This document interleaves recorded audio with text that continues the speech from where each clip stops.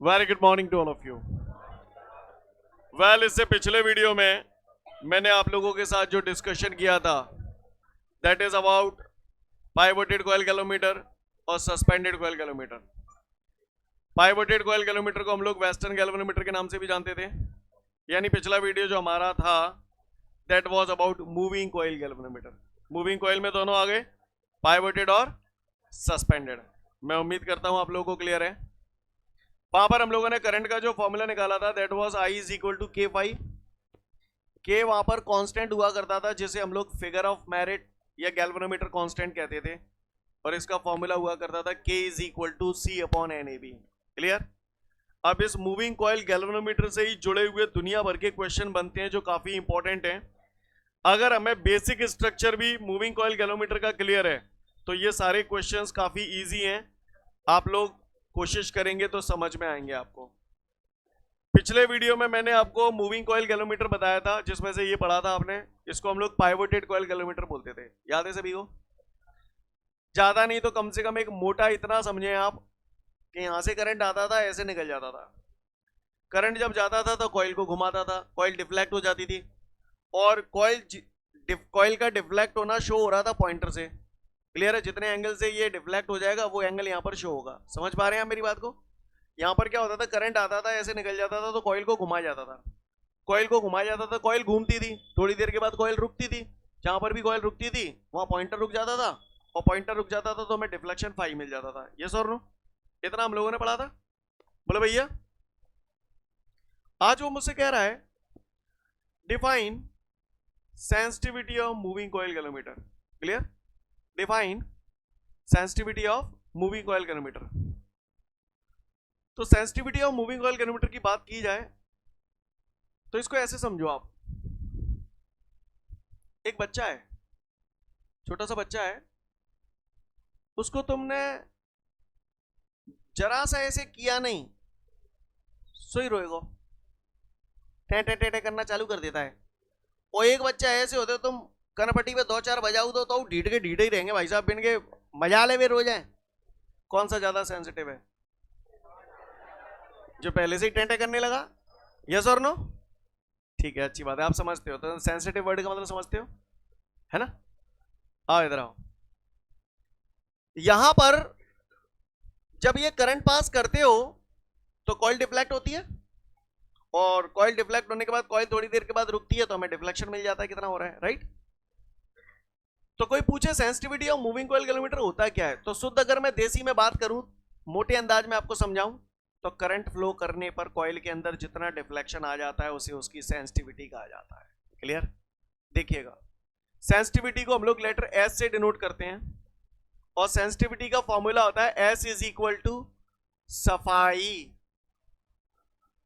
क्या फॉर्मूला होता है इसका?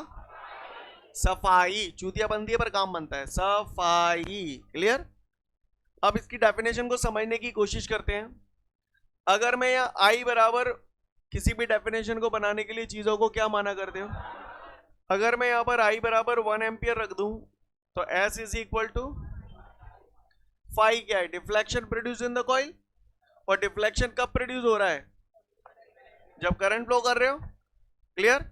किसी कॉइल में 1 एम्पियर का करंट पास करने पर जितना डिफ्लेक्शन कॉइल के अंदर प्रोड्यूस होता है उसे sensitivity of moving coil galvanometer बोलते हैं। क्या बोलते हैं?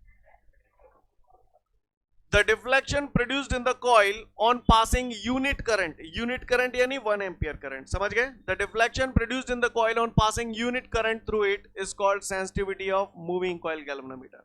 Or you can say sensitivity of moving coil galvanometer is equal to the deflection produced in the coil when 1 ampere current is passed through it. नहीं आई बात समझ में? सीन क्लियर है?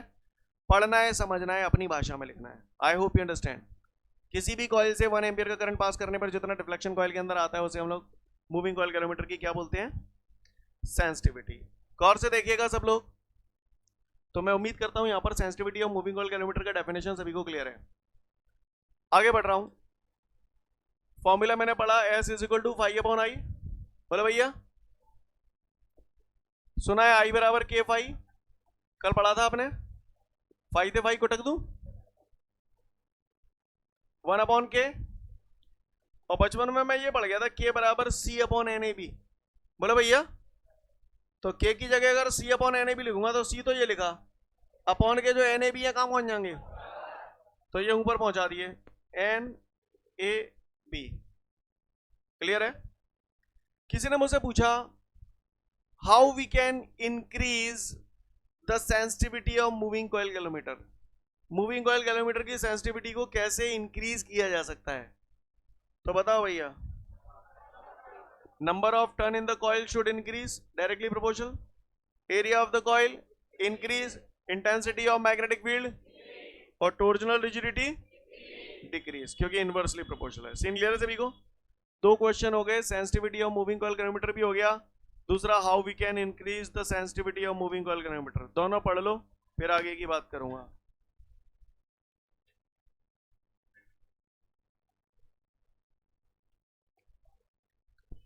आगे बढ़ते हैं। इसके बाद हमारे सामने अगला क्वेश्चन है, explain the characteristics of moving coil galvanometer. क्या पूछ रहा है? Characteristics of the moving coil galvanometer. तो चलिए समझते हैं characteristics of moving coil galvanometer. इससे पहले कि मैं मूविंग कॉइल गैल्वेनोमीटर की कैरेक्टरिस्टिक आपको समझाऊं, आप लोगों से कुछ जानना चाहता हूं। मूविंग कॉइल गैल्वेनोमीटर पढ़ा था आपने? बताओ जरा करंट का फॉर्मूला क्या था?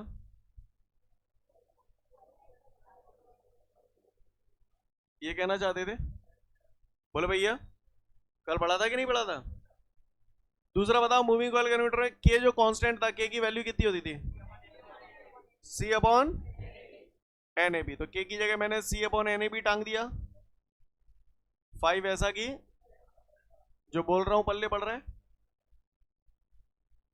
पिछले वीडियो में जब मैंने आपको बताया था कि गैल्वेनोमीटर दो टाइप के होते हैं, एक होता है मूविंग कॉइल और दूसरा होता है मूविंग मैग्नेट गैल्वेनोमीटर। तो मैंने आपको बोला था मूविंग मैग्नेट गैल्वेनोमीटर हम लोग के सिलेबस में नहीं है, लेकिन इसकी काली छाया दिखाई देती है। ये काली छाया आज दिखाई देगी, कैसे देगी वो समझने की कोशिश करिएगा। अगर मान के चलिए ये सिलेबस में होते तो मैं आपको मूविंग मैग्नेट गैल्वेनोमीटर पढ़ाता, और पढ़ाता तो जैसे यहाँ पे फॉर्मूला ड्राइव करवाए हैं वहां पर भी फॉर्मूला ड्राइव करवाता, I बराबर के टेन फाइव।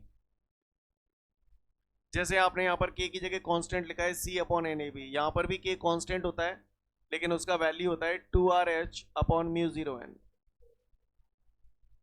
टेन फाइव ऐसा की वैसा। क्लियर? सुनते जाना बस ध्यान से आप लोग। यहां पर इस फॉर्मूले में ये जो H है ना, H वो अर्थ का मैग्नेटिक फील्ड है। किसका मैग्नेटिक फील्ड है? हमारे चारों तरफ अर्थ का मैग्नेटिक फील्ड है। और अर्थ के मैग्नेटिक फील्ड में लगातार वेरिएशन होते रहते हैं, बदलाव होते रहते हैं। अब जब उसमें लगातार बदलाव होते रहेंगे, H की वैल्यू बदलती रहेगी, तो क्या करंट एक्यूरेट मिलेगा? उसमें भी बार बार बदलाव होते रहेंगे। क्लियर है? लेकिन जब आपने कल मूविंग कॉइल गैल्वेनोमीटर पढ़ा था, इस फॉर्मूले में कहीं भी अर्थ का मैग्नेटिक फील्ड नहीं आ रहा है, और अर्थ के मैग्नेटिक फील्ड को बचाने के लिए हमने उसे नॉन मैग्नेटिक मटेरियल के बॉक्स के अंदर बंद भी किया था, राइट? यानी मूविंग कॉइल गैल्वेनोमीटर की ये विशेषता है कि यहाँ पर करंट की वैल्यू निकालने के लिए अर्थ के मैग्नेटिक फील्ड का कोई इंपैक्ट नहीं होता है। समझ पा रहे हैं? लेकिन इसका ड्रॉबैक ये है कि इसमें होता था। बात समझ में आ रही है? क्योंकि H यहाँ अर्थ का मैग्नेटिक फील्ड ही होता था। क्लियर है? पढ़ा होगा तो आपको याद होगा कि मूविंग कॉइल गैल्वेनोमीटर की सेंसिटिविटी बहुत ज्यादा होती है, 10⁻⁸ एम्पीयर तक का करंट ये नाप सकता है। बोले भैया, लेकिन इसके कंपैरिजन में मूविंग मैग्नेट गैल्वेनोमीटर की सेंसिटिविटी केवल 10⁻⁻6 एम्पीयर तक की होती है, यानी ये बहुत कम करंट नाप पाता है। क्लियर है? ये कम, लेकिन ये उससे भी ज्यादा कम नाप लेता है। कहने का मतलब ये है कि कौन सा ज्यादा सेंसिटिव है ये, क्योंकि ये कम से कम करंट को भी मेजर कर रहा है, मतलब इससे भी कम करंट को भी मेजर कर रहा है ये। समझ पा रहे हैं आप मेरी बात को? तो कौन सा ज्यादा सेंसिटिव हुआ? मूविंग कॉइल ज्यादा सेंसिटिव हुआ। अच्छा, एक पहेली दे रहा हूं, आप मुझे बताओ। मुझे करंट की वैल्यू निकालनी है और मेरे पास के की वैल्यू है 3 और फाई की वैल्यू है 23। आपको करंट की वैल्यू निकालनी है। करंट की वैल्यू आप इस फॉर्मूले से भी निकाल सकते हो, इस फॉर्मूले से भी निकाल सकते हो। आपको कौन से फॉर्मूले से निकालना आसान होगा? हैं? के फाई से, क्योंकि सीधा के की वैल्यू दे दोगे 3, फाई की जगह दे दोगे 23, मल्टीप्लाई कर दोगे 69। क्लियर है? लेकिन जाते निकालेंगे तो के की तो दे देंगे 3, फाई की 23 धरेंगे तो 10 23 कहां दिलाऊं? नहीं बात समझ में? क्लियर है? जो बोल रहा हूं समझ में आ रहा है? तो सुनिएगा, क्वेश्चन है हमारे सामने, explain the characteristics of moving coil galvanometer. Moving coil galvanometer की कैरेक्टरिस्टिक्स बतानी है, तो बस मैं केवल पॉइंट टू पॉइंट बोलूंगा, विकेट टू विकेट। क्लियर? सबसे पहली बात, मूविंग कॉइल गैल्वेनोमीटर में कैलकुलेशन करना करंट की इजियर होता है। तो आपको नहीं लग रहा जाने अनजाने कहीं ना कहीं वहीं से कंपेयर किया है इसको? बोले भाई क्लियर है? तो पहली कैरेक्टरिस्टिक क्या है कि यहां पर करंट की वैल्यू कैलकुलेट करना इजियर होता है। कोई मुझसे पूछे कि भाई क्यों इजियर होता है, तो मुझे कारण यही बताना पड़ेगा ना कि जा में जे आ तो तुझे काली छाया ही तो हुई एक प्रकार की, नहीं है मेरी बात में। क्लियर? तो पहला पॉइंट हो गया कि इसमें करंट की वैल्यू कैलकुलेट करना इजियर होता है।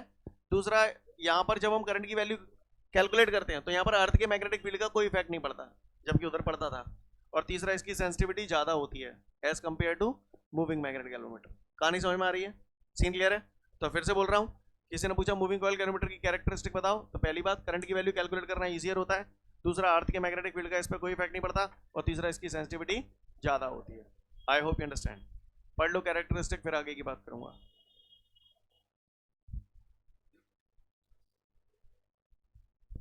इसके बाद हमारे को एक नोट दिया गया है, भैया एक्चुअली ये जो गैल्वेनोमीटर है, अब इसकी सेंसिटिविटी कितनी है? 10⁻⁻8 एम्पियर। तो सोचो ये बहुत कम करंट को नाप पा रहा है या बहुत ज्यादा करंट को नाप पा रहा है? हाँ, यानी ये जो गैल्वेनोमीटर होते हैं ना, ये बहुत स्मॉल अमाउंट ऑफ करंट को मेजर कर पाते हैं। अब हम लोग नॉर्मल लाइफ में, मैंने बताया आपको, बताओ जरा हमारे घरों में फ्लो होने वाला करंट कितना है?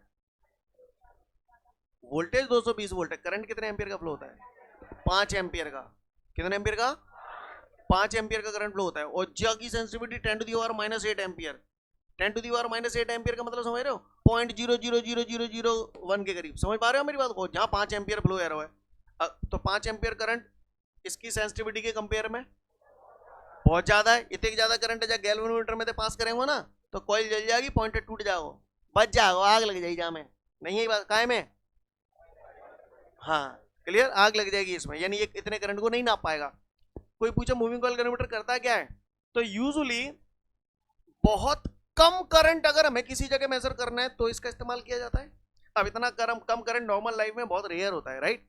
तो इसलिए हम लोग इसे यूजुअली जो यूज करते हैं वो एक्सपेरिमेंट्स में करते हैं। आप दुनिया भर के प्रैक्टिकल एक्सपेरिमेंट्स करेंगे। मैं आपको बता दूं, कुछ चीजें वो आपके सिलेबस में रही नहीं, जैसे कि पोटेंशियोमीटर, मीटर ब्रिज, ये चीजें आप लोग के सिलेबस में से हटा दी गई हैं पिछले 1-2 साल पहले। अगर वहां पढ़ाता तो वहां बताता आपको नल पॉइंट क्या होता है। आपने एक हल्का सा नमूना देखा है केवल उसमें, व्हीटस्टोन ब्रिज में। व्हीटस्टोन ब्रिज में बैलेंसिंग कंडीशन में गैल्वेनोमीटर में से पास होने वाला करंट 0 होता है 0, है ना? 0 लाना यानी नल पॉइंट लाना। मेरा कहने का तात्पर्य आप याद रखना, मूविंग कॉइल गैल्वेनोमीटर का जो इस्तेमाल होता है बेसिकली वो एक्सपेरिमेंट में नल पोजीशन को फाइंड आउट करने के लिए किया जाता है। क्लियर? शुद्ध देसी में अगर मैं बोलूं तो इस गैल्वेनोमीटर का इस्तेमाल हम लोग जो करते हैं वो किसी सर्किट में करंट की प्रेजेंस का पता लगाने के लिए करते हैं कि करंट बह रहा है कि ना बह रहा हो। समझ में आ रही है बात? क्लियर है? यानी नल पोजीशन का पता लगाने के लिए हम लोग मूविंग कॉइल गैल्वेनोमीटर का इस्तेमाल करते हैं। बात समझ में आ रही है सभी को? क्लियर है? अगर मुझे मूविंग कॉइल गैल्वेनोमीटर से करंट नापनो है, हमारे घर में जो करंट बह रहा है नापनो है, तो उसे नापने के लिए इसमें कुछ जुगाड़ सुगाड़ करनी पड़ती है। जुगाड़ सुगाड़ करके वो नप जाता है। कैसे नप जाता है वो हम आगे 1-2 लेक्चर के बाद देखेंगे, जब हम अमीटर वोल्ट मीटर वगैरह पढ़ेंगे तब। क्लियर है? फिलहाल यहां तक बात समझ में आ रही है? किसी ने पूछा मूविंग कॉइल गैल्वेनोमीटर का इस्तेमाल काहे के लिए करते हैं, तो भैया नल पोजीशन को फाइंड आउट करने के लिए करते हैं। क्लियर? वही नोट में लिखा है, पढ़ लो, फिर आगे की बात करूंगा।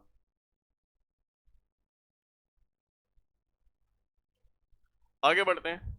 इसके बाद हमारे को एक न्यूमेरिकल दे रहा है, उस न्यूमेरिकल को हम लोगों को समझना है। ठीक है? न्यूमेरिकल बाद में समझाऊंगा। ये मूविंग कॉइल गैल्वेनोमीटर पढ़ा था आपने, इस पे ये स्केल बना हुआ है, स्केल पे ये लाइन मैंने खींची है, इक्वल गैप से खींची है या अलग अलग गैप से खींची जाएंगी? क्लियर? जितनी लाइनें खींचूंगा उसको क्या बोलेंगे? डिवीजन। क्या बोलते हैं? हाँ, यानी मैंने इसे बराबर 100 पार्ट में बांटा है तो इसका मतलब 100 डिवीजन है। कहानी समझ में आ रही? डिवीजन क्या होता है? अब मेरी बात ध्यान से सुनिएगा। वो कह रहा है एक मूविंग कॉइल गैल्वेनोमीटर है और उसमें 1 मिली एम्पियर का करंट पास किया जाता है, तो बताओ ये काय की वैल्यू है? आई की वैल्यू है। चलो जब मिली हुई बहुत दो लगे हाथ, तो मिली कितना होता है? -3 एम्पियर। सीन क्लियर है? तो वो कह रहा है गैल्वेनोमीटर में जब मैं 1 मिली एम्पियर का करंट फ्लो करता हूं ना, तो मुझे फुल स्केल डिफ्लेक्शन मिलता है। फुल स्केल डिफ्लेक्शन मिलता है मतलब कांटो शुरू से सीधो एंड पे पहुंच जाते हैं। क्लियर है? और कह रहा है गैल्वेनोमीटर में टोटल 100 डिवीजन है, तो इसका मतलब बताओ, वो कह रहा है 1 milli ampere per full scale deflection मिलता है, तो कितने डिवीजन का डिफ्लेक्शन मिल गया? 100 डिवीजन का डिफ्लेक्शन मिल गया। तो ये 100 डिवीजन का डिफ्लेक्शन, डिफ्लेक्शन को हम लोग फाई से डिनोट करते चले आ रहे हैं। कहानी समझ में आ रही है? तो वो फिर से बोल रहा हूं, वो कह रहा है किसी गैल्वेनोमीटर में से अगर मैंने 1 मिली एम्पियर का करंट पास किया तो फुल स्केल डिफ्लेक्शन यानी 100 डिवीजन का डिफ्लेक्शन मिल रहा है, तो उसका फिगर ऑफ मेरिट बताऊं। फिगर ऑफ मेरिट को कैसे डिनोट करते हैं, कल बताया था। फॉर्मूला क्या है? आई बराबर के फाई, आई बराबर के फाई। मुझे निकालना क्या है? के निकालना है। फाई को नीचे ले आऊं तो के बराबर क्या हो जाएगा? आई अपॉन फाई। आई यहां पर क्या है?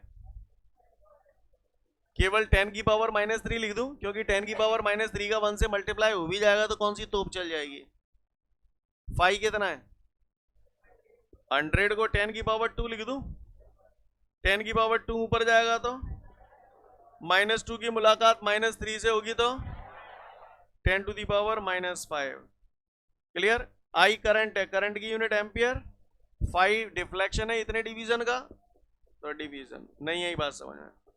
तो फिगर ऑफ मेरिट या गैल्वेनोमीटर कांस्टेंट कितना आया? 10 to the power -5 ampere per division. यार ये इसका मतलब क्या हुआ? 10 to the power -5 ampere per division.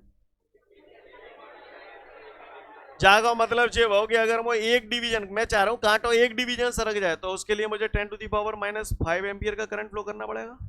बोले भैया, है ना? अगर मैं एक डिवीजन को डिफ्लेक्शन चाहिए तो मुझे 10 की पावर -5 एम्पियर को करंट फ्लो करना पड़ेगा, और अगर मैं 10 डिवीजन को डिफ्लेक्शन चाहिए तो 10 को कहां करता हूं? मल्टीप्लाई करता हूं। यही तो पूछ रहा है। 10 डिवीजन को डिफ्लेक्शन चाहिए तो कितने करंट चाहिए, तो बताओ कहां निकालना है? 10 डिवीजन को डिफ्लेक्शन चाहिए तो कितने करंट चाहिए, कहां निकालना है?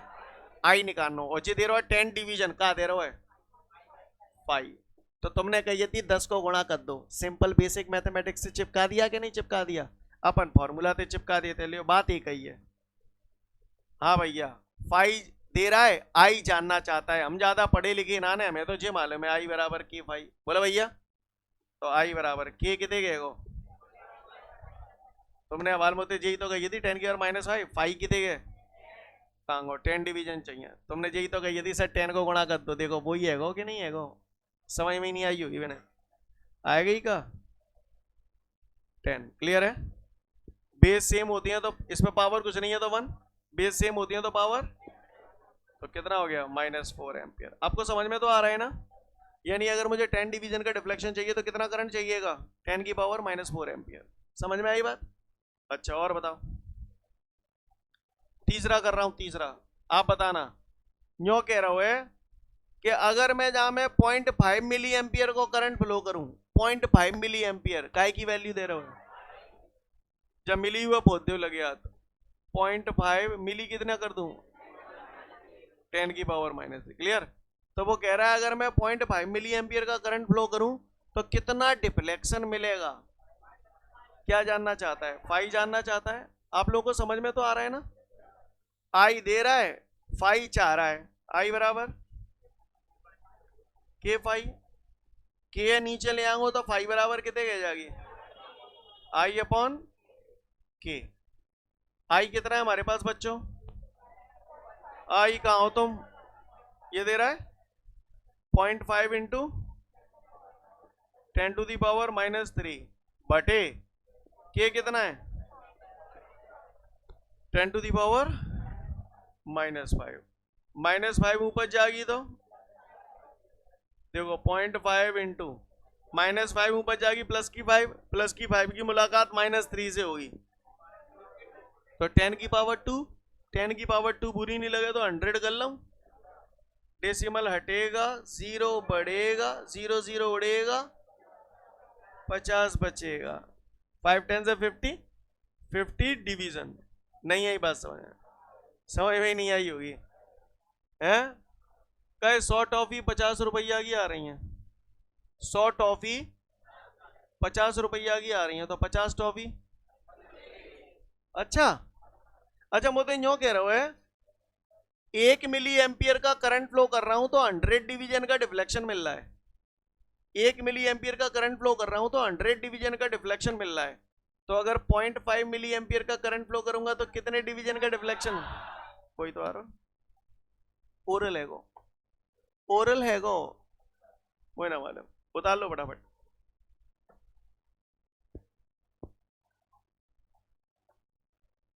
आगे बढ़ू, उम्मीद करता हूं सभी ने नोट कर लिया यहां तक। इसके बाद कुछ और बताना चाहता हूं, गौर से देखिएगा आप लोग। इसे मिटा रहा हूं मैं।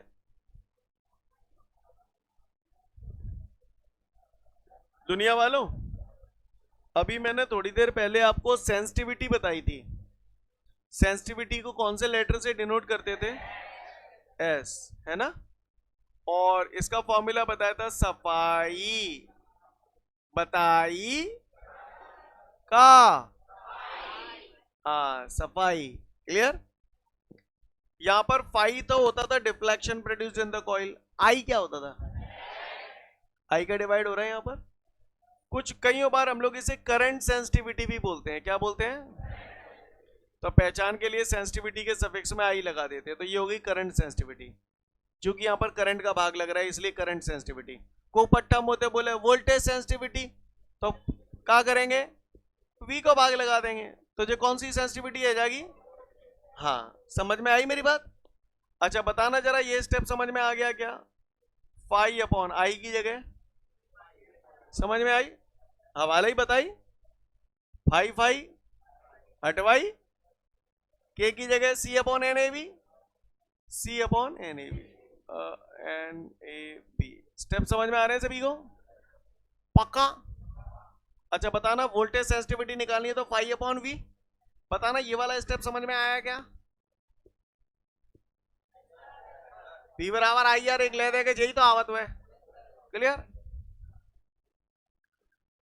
आई बराबर के फाई, आर भैंसों की, फाई फाई हटवाई, आर भैंसों की, के की जगह C upon N A B. नहीं आई बात समझ में? कौन आ गया? ये कौन आ गया? Voltage sensitivity. कौन सी सेंसिटिविटी? ये कौन है? Current sensitivity. क्या हुआ, कोई परेशानी? देखो वहीं कहीं एक आध दो क्वेश्चन छोड़ के कोई नोट वोट लिखा होगा, उसमें ये दोनों फॉर्मूला ये तो लिखे ही होंगे एटलीस्ट, ज्यादा नहीं तो। आप और आगे बढ़ाना चाहें तो बढ़ा सकते हैं, देख लो वहीं कहीं नोट में होगा। ठीक है, सभी ने नोट कर लिया होगा। अगले वीडियो में फिर मिलते हैं। जय हिंद।